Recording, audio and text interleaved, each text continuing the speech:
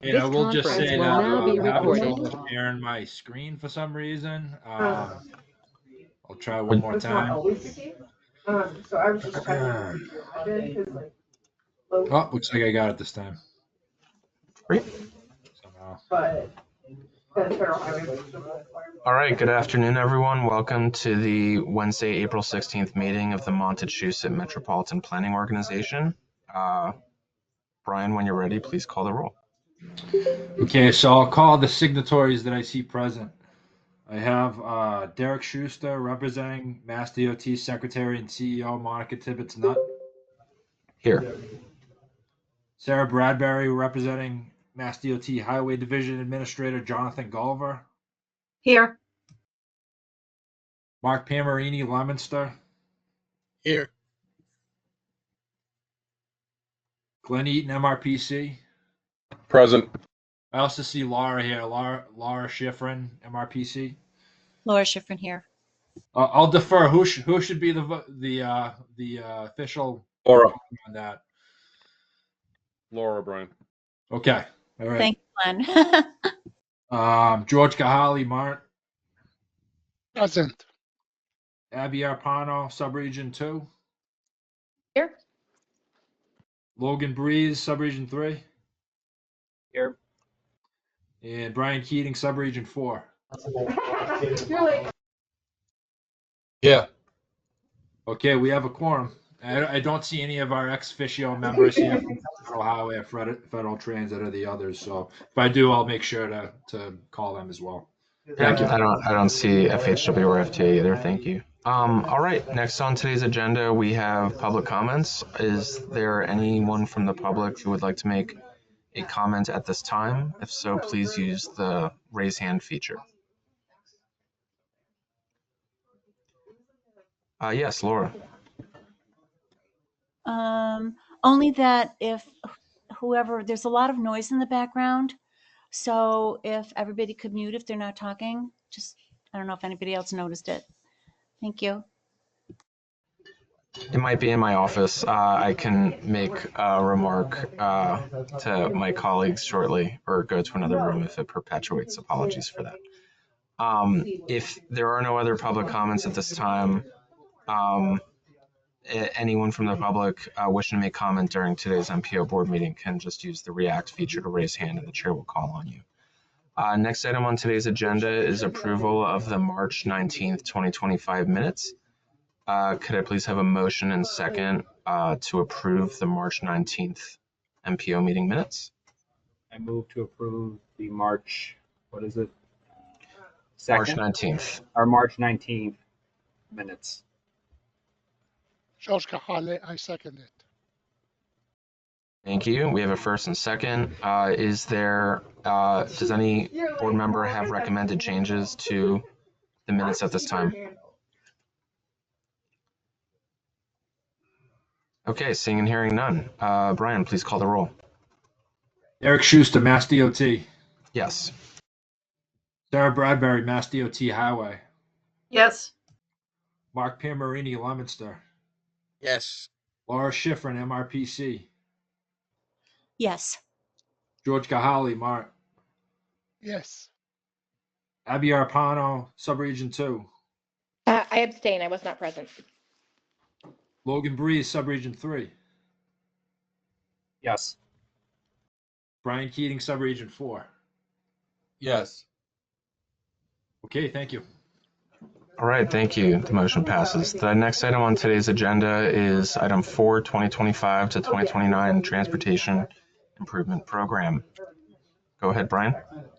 Yep. Okay. So we have two proposed actions related to federal fiscal year 2025 on the current ongoing transportation improvement program. You can see a letter to interested parties that we plan to send out in the event that we do what staff is suggesting, to send this out for a 21-day public comment period.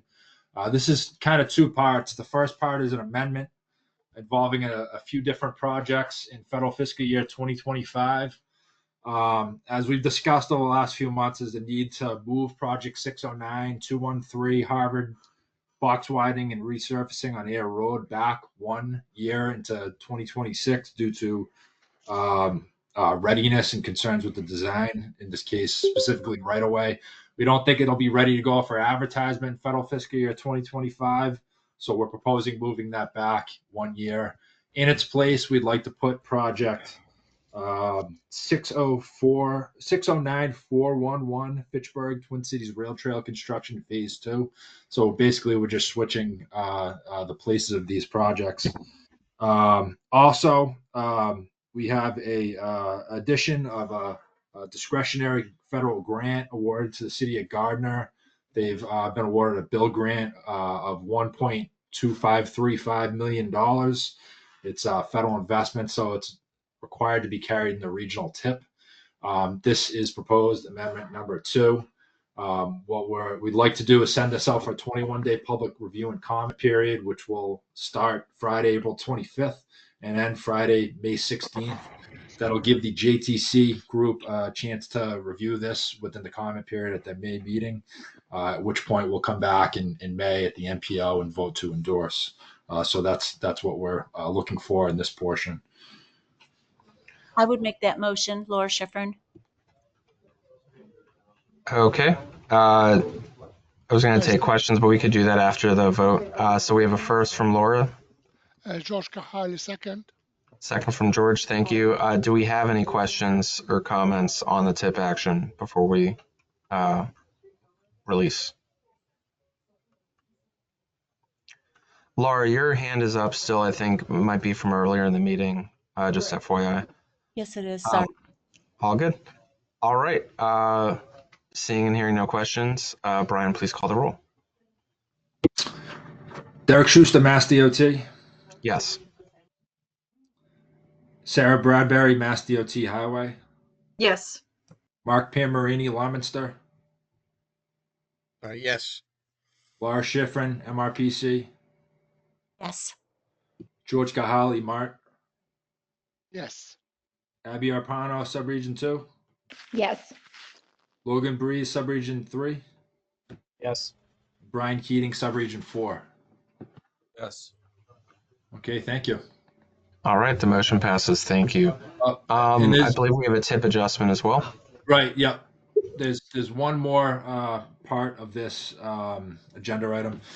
There's a proposed adjustment we have today. The reason why it's an adjustment, it is sort of a lower level change. If you remember back in October, we endorsed a letter of support for a community transit grant for the Health Equity Partnership of North Central Massachusetts. MPO staff was working with Chennai 9 on preparing this grant. They were awarded, and this is basically to restart the Regional Coordinating Council, along with some other items assisting the effort to sort of supplement services related to the Neshoba Valley Hospital closing. So there's a need to amend or adjust this grant onto the regional tip.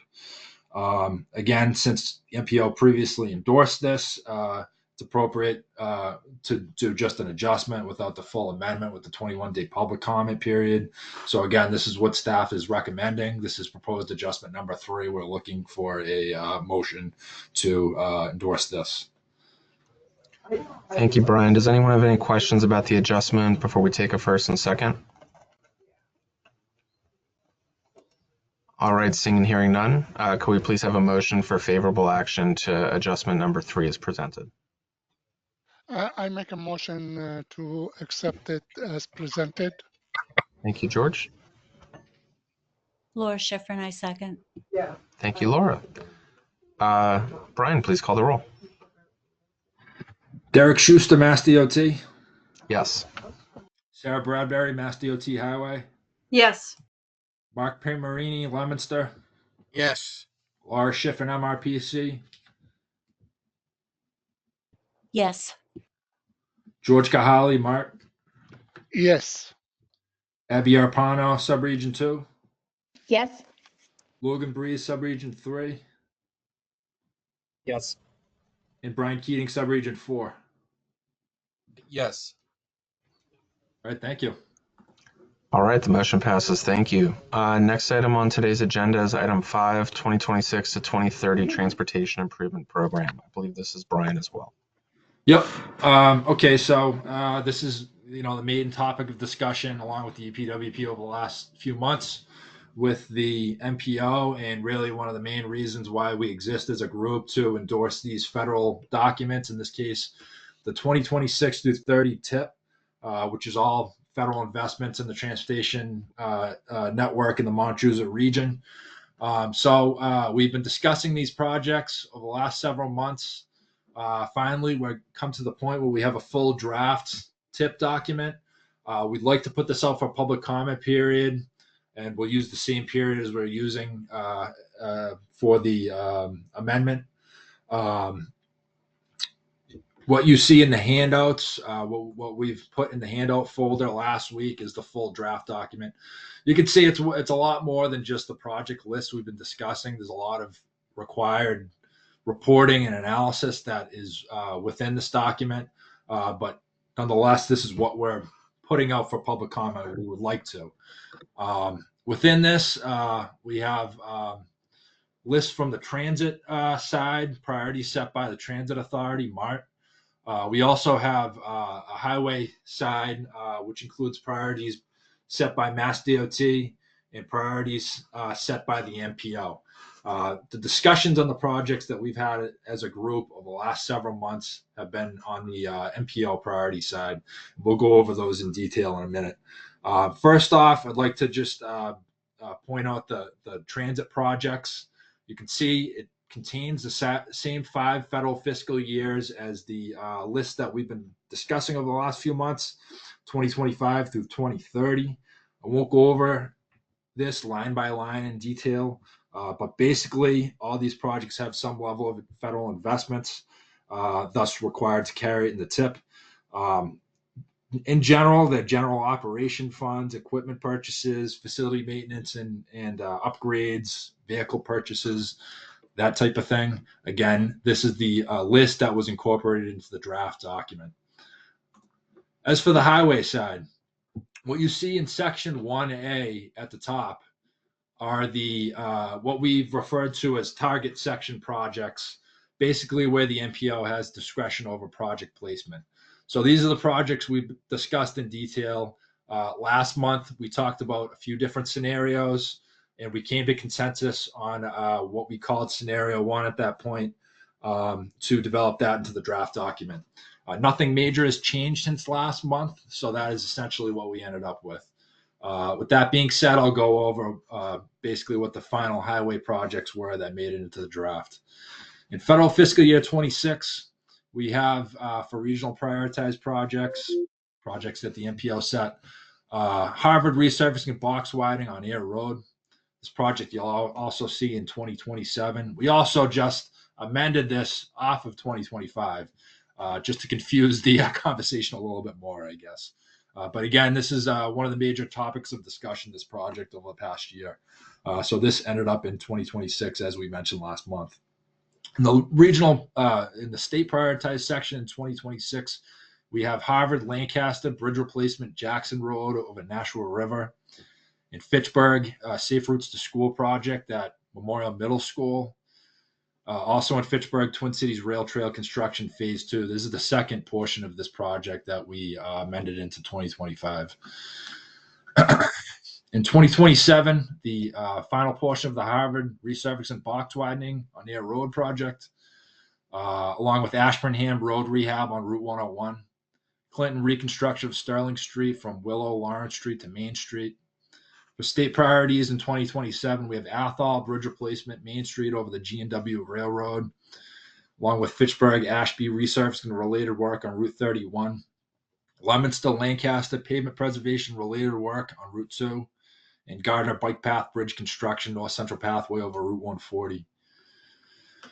In 2028, regional prioritized section, Athol intersection improvements, Route 2A at Brookside Road, Fitchburg, reconstruction of John Fitch Highway, and Sterling intersection improvements at 140 and 62. State priorities, we have Athol Orange Bridge replacement, Logan Road over the east branch of the Tully River, along with Templeton Lancaster guide and traffic sign replacement on a section of Route 2. In 2029, for regional priorities, Templeton reconstruction of 68 from King Philip Trail north to the Phillipston Town line, along with Air Road rehab, Route 2A, 111, Park Street, and Main Street downtown, along with air sidewalk installation along Templeton Road and Winchendon intersection improvements at Blair Square. 2 state priority section projects in 29 are Gardner Bridge rehab, Mill Street over Baker Brook, and Lancaster Leominster interstate maintenance and related work on I-190. Final year of the program, 2 projects in the regional prioritized side. The second year of the Templeton reconstruction of 68 project, along with Westminster roundabout construction, 2A and Bathwick Road and Depot Road. 1 state priority in 2030 is Petersham Culvert replacement, New Salem Road over unnamed brook. Again, no major changes since we last discussed these projects last month. These are what we'll see within the full TIP document. And again, we're looking for a motion to send this out for a 21-day public comment period. If the group wishes to do that, we'll come back in May at the meeting at the 21st, discuss any comments that come in during the comment period, take a vote to endorse. Thank you, Brian. Does anyone have any questions for Brian at this time? I actually have a couple. So first, I just want to say great work putting this together. I know it's not easy, and it's cyclical, but doesn't mean that it doesn't take a village of MPO staff and many other stakeholders to put this together. So thank you very much, and I look forward to diving in and reading it. Yeah. Derek, I'd like to second that actually, and really appreciate members for coming to these meetings and listening to me drown on about these projects over and over again every month. It's an important process, I promise. So it's all part of the public process of all these federal investments in our region. So thanks everyone. The other thing I just wanted to check is I know that the TIP document includes a handful of self-certifications. Does Montachusett MPO typically endorse those as part of the TIP endorsement in May, or are those parsed out separately? Yeah. Typically in the past, we've handled those after we, I guess before we endorse after the comment period in May. So we do plan on self-certifying along with the other obligations that we have as a group in May. Okay. So I just wanted to double check because I know that's reflected in the draft document. All right. If there are no other questions, could we please have a motion and second to release the draft 26 to 30 TIP for the Montachusett MPO region for 21-day public comment? Laura Schifrin, I so move. Thank you, Laura. Sarah Bradbury, second. Thank you, Sarah. Brian, please call the roll. Derek Schuster, Mass DOT. Yes. And Sarah Bradbury, Mass DOT Highway. Yes. Mark Pamarini, Leominster. Yes. Laura Schiffin, MRPC. Yes. George Kahali, Mart.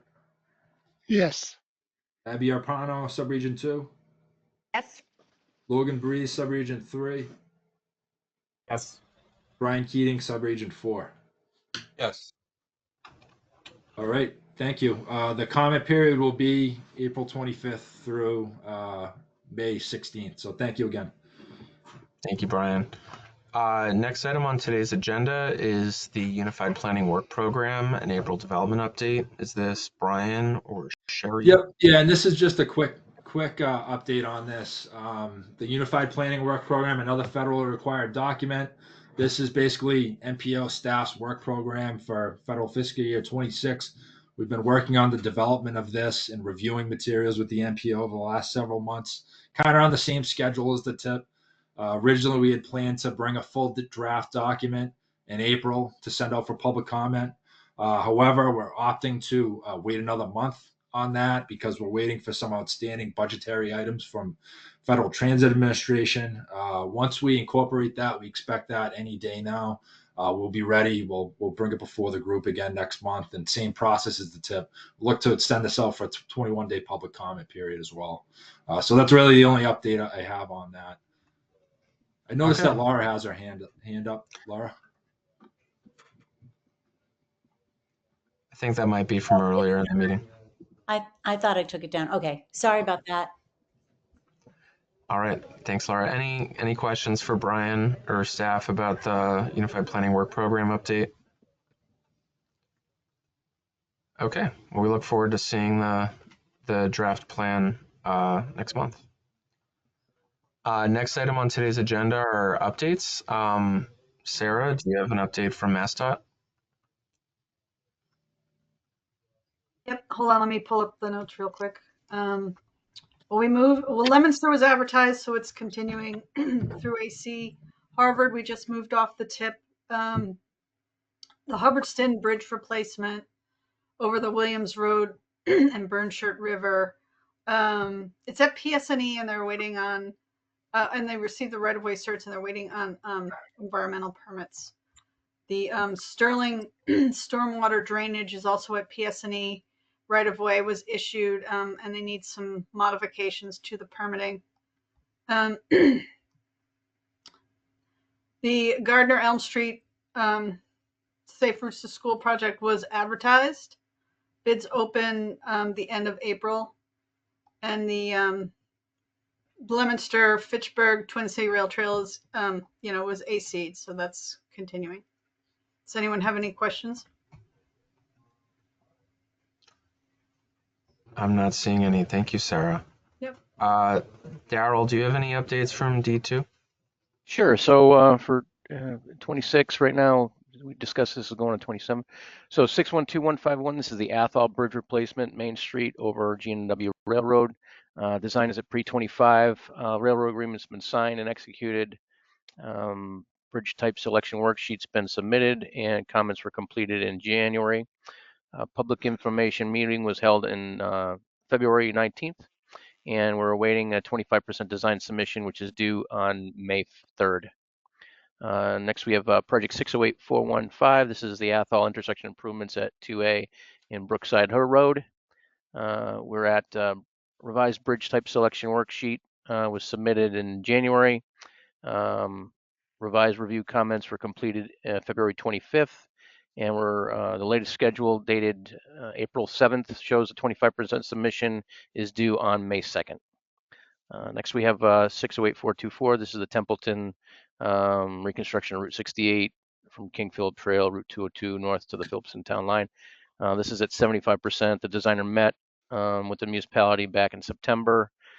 As of the 12th, updates on project status have been requested, and as we understand, the town is waiting for an updated contract proposal. So waiting to hear back from them on that. That's all I have for now.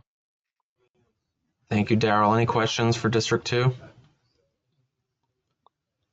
All right, seeing and hearing none, we'll move on to transit updates. George or Bruno, do you have any updates from Mark? Yes, Mr. Chairman, I do have one item. The MART staff are reviewing all the bus routes in Fitchburg and Leominster, and we're evaluating all the routes, and we are proposing to redesign our bus routes in Fitchburg and Leominster, shorten the routes, and make frequencies been added to all the routes. Like, for example, Route 5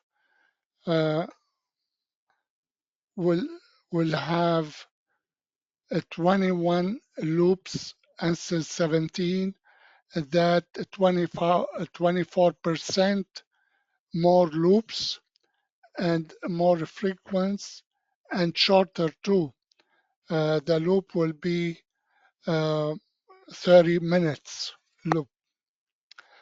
And another example, Route 11, we are increasing from 8 loops per day to 20 loops per day. That means 150% more service. The other example we have is Route 6 and 7. We're going from 11 loops per day to 16 loops, and that is 45% more loops. Route 8, we're going from 14 loops per day to 21 loops. That is 50% more loops and more service. And this is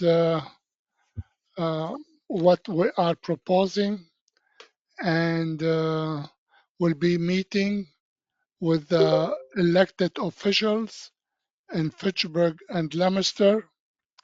And after we meet and get the approval from and comment from the Fitchburg and Leominster, we'll be having get public meetings to get the public comments on these proposals. Thank you. It's exciting news, George. Keep us posted how those meetings go with the cities, please. Good, thank you. Are there any questions for George at this time? I actually have one more transit update. So this will be on the agenda for next month. The Community Transit Grant Program has actually announced vehicle awards for MART, among other recipients through the Commonwealth. And we will be presenting those for a tip adjustment at next month's meeting. But I believe it was for several E2B van awards for MART. So exciting announcement for the region. Thank you. Brian, see your hands raised. Brian Keating. Yes, thanks, Derek. Yeah, George, I'm very interested and encouraged to hear those substantial increases in transit frequencies and trips. And I know that you said you did it on an after evaluating these routes. Was there is this based on a demand? You know, is there an increase? Is this a not having been on the MPO until recently? Are these is this a demand? You know, a surge in demand from these communities and these routes, or what would you attribute these this increase in demand or increase in transit routes? What we're doing is we looked at the ridership on all the bus routes, and we already last year we evaluate and reviewed the bus routes in Gardner, and by doing that we redesigned the bus routes. We used to have two routes in Fitchburg, in Gardner, and each route was over 1 hour. And by creating shorter loops and more frequent service, and by the final study and redesign in Gardner, we added almost like an express bus route service, a north-south route, plus two north and south bus routes. With these two routes, we found an increase by the ridership, by over 36%. We have more riders now because shorter and more frequency. And this is what we're trying to do in Fitchburg and Leominster.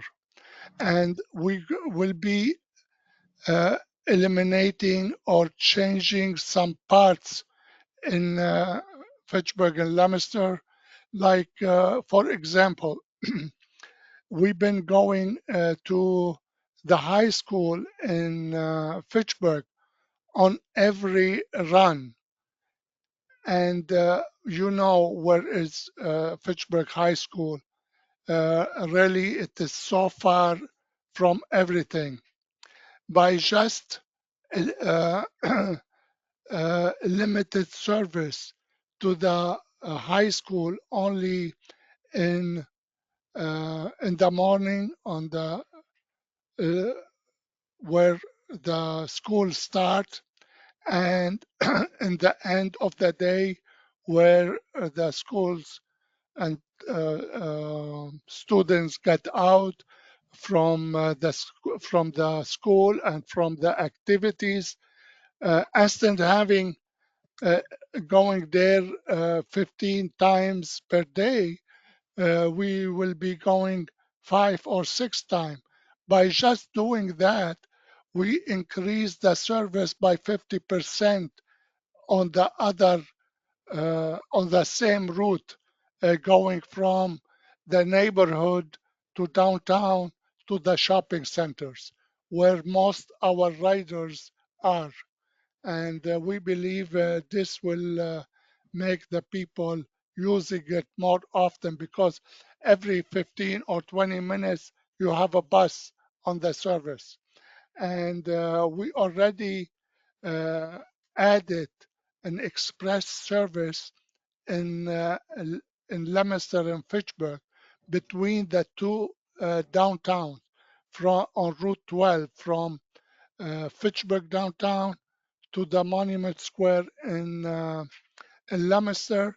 And just by adding that express service, we found out we had an increase in ridership by 15% just by doing that.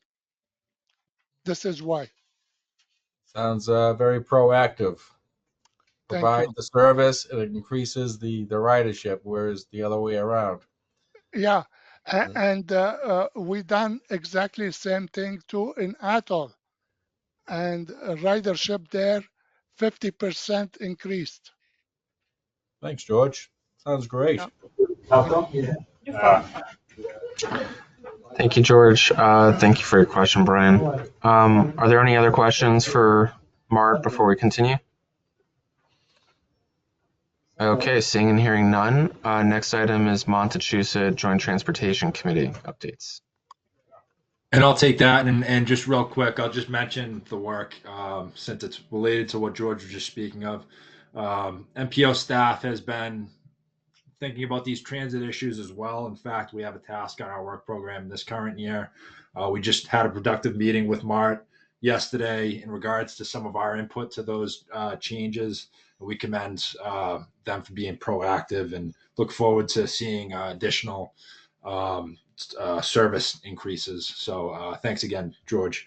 As for the JTC, we met last week. We've been reviewing the same documents to provide feedback to the MPO. That'll continue next month at their May 14th meeting. Also, as some of these federal reporting obligations for the MPO kind of dry up towards the end of the state fiscal year, as we get these documents out the door and endorsed, we'll be looking to provide some additional programming agenda items to the JTC. Next month, we're talking about having a presentation / discussion on our regional coordinating council. We'll be looking to get some other interesting topics as well for that group. As I mentioned, the next meeting for the JTC is May 14th at 2:30 remotely. Additionally, I have a few things to share on behalf of some of our partners. Again, from the Division of Ecological Restoration, they have proposals to remove or replace undersized, perched, and/or degraded culverts located in areas of high ecological value. There's an application round through May 12th. Some links in this handout will get you the information you need on that if you're interested. And also, on behalf of National Grid, they sent us some information over in regards to their program on vehicle fleet electrification. This is a service that they provide to their communities. There's a few handouts on this. There's a ton of information if you're interested. Basically, they offer advisory services to communities who are looking to convert their fleet to electric. They provide things like custom reports, which identify vehicles that would be candidates for certain communities. Again, a lot of information in these handouts, so we encourage you to look into that if you're interested. That's all I have. All right, thank you, Brian. Any questions for Brian? I think Brian Keating's hand is still up from earlier.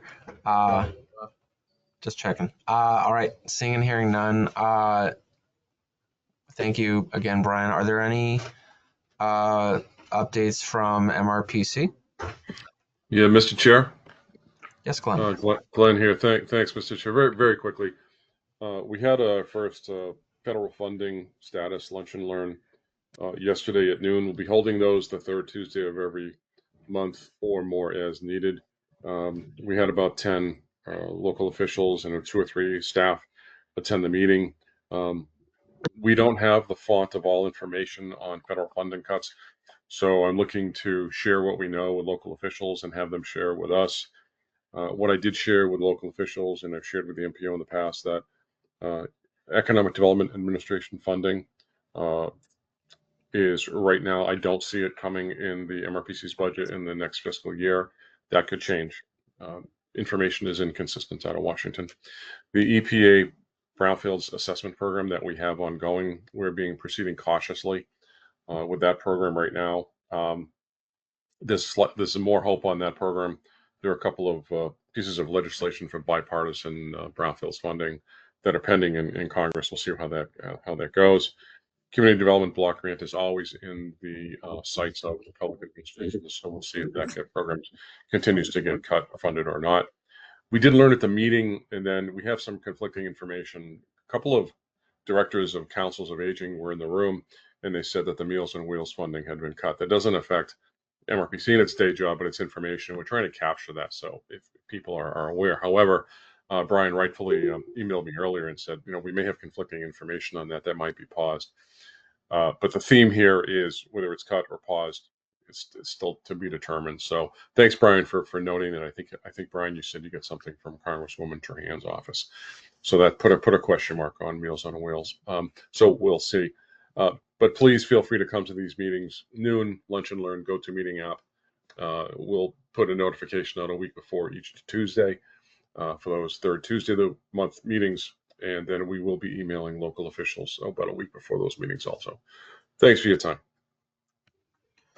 Thank you, Glenn. I actually just wanted to add, if in case it's worth sharing at the next meeting, with the release of the 2026 to 2030 TIP earlier this meeting, the TIP and the State Transportation Improvement Program as well are reflective of funds from federal sourced funds that are reasonably anticipated to be available. So if there's any municipal interest in what we think is realistically available funding wise from our federal partners for the next 5 years, as well as which projects that would be going toward, we welcome and encourage any municipal interest in this regionally significant document, at least for the transportation end of federal funding affecting the Montachusett region. Were there any questions or other comments for Glenn? Okay, seeing and hearing none, thank you. The next item on today's agenda is administrative matters. I see an item here for open meeting law. This may have updated since our last MPO meeting, but effectively the open meeting law provisions that allow for virtual meeting have been extended, I believe, to summer 2027.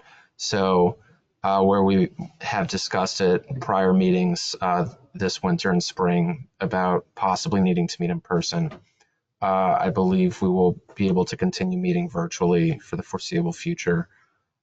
for the Montachusett MPO. Were there any other updates, Brian, on that? Nope. I just had that in there because we did discuss it last month. I'm sure everyone's aware. And hopefully I won't have to have this item on the agenda in June of 2027 when we talk about extending the rules again, but we'll see. As for the next MPO meeting, May 21st at 1:00. At that meeting, we have a number of items. We'll be reviewing comments and voting to endorse both the TIP amendment that we sent out for public comment today and the 26 through 30 TIP. We'll also be looking to release the work program, the Unified Planning Work Program for public comment period. And as an added bonus, I think we'll have a presentation from Mass DOT on the capital investment program, tentatively scheduled. So again, that's May 21st, 1 p.m., virtual. Thank you. All right, thank you, Brian. Were there any other administrative matters or other business members wanted to bring? Hearing and seeing none, we can move on to the final agenda item, which is adjournment. Could I please have a motion and second to adjourn? I make a motion to adjourn. Laura Schifrin, second. All right, without objection, we're adjourned. Thank you all and see you next month. Take care. Thank you. Thanks, everyone.